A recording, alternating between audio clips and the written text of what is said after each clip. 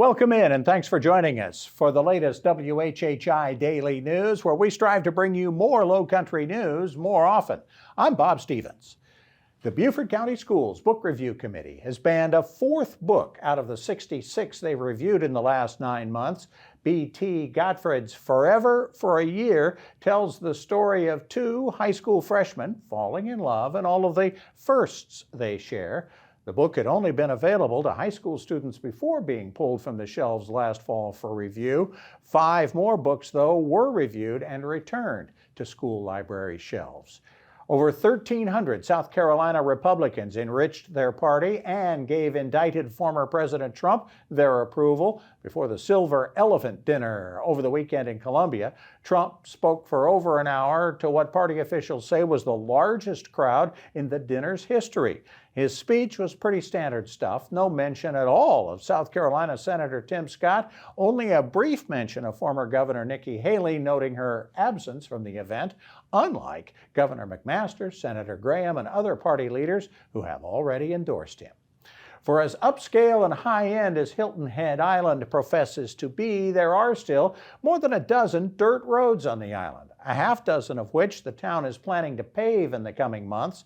The town is holding an open house at the Island Rec Center Tuesday between 5:30 and 7 p.m. for anyone having questions or offering input on the paving program. It's probably not a good character reference when your nickname from fellow prisoners is Animal. 39-year-old Benjamin Walter Dubois III has been found guilty of stabbing a fellow inmate to death in the Richland Correctional Institute back in 2017. He's been sentenced to life in prison without parole. Dubois killed Jerry Douglas Holmes in his cell with a homemade weapon, stabbing him at least 80 times, and he was seen covered with blood, headed for a prison shower. Details on his eventual capture are sketchy, but Minnesota authorities have confirmed at WJCL that they now have Joseph Baines in custody in their state after he escaped deputies who had come to Georgia to extradite him from Statesboro. All the incident happened at the Savannah airport when Baines broke loose from his escorts on Thursday morning and ran into the woods near the airport, avoiding capture for at least a day. He is wanted in Minnesota for domestic crimes.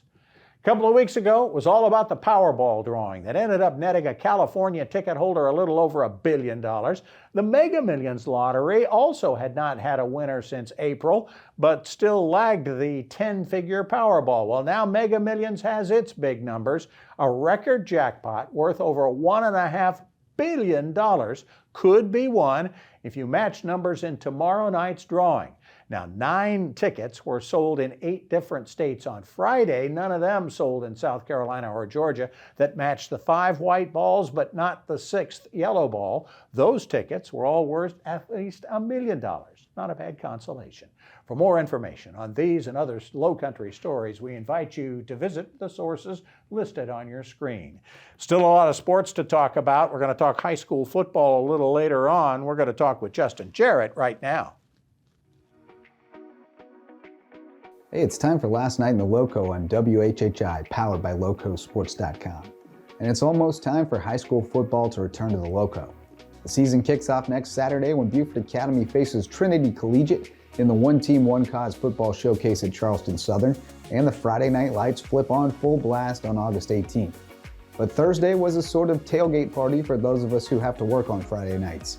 Media members gathered at FWDG Furniture in Beaufort for WHHI's annual High School Football Media Day, and players and coaches from around the Lowco descended upon us with optimism springing eternal and dreams of state championships dancing in their heads.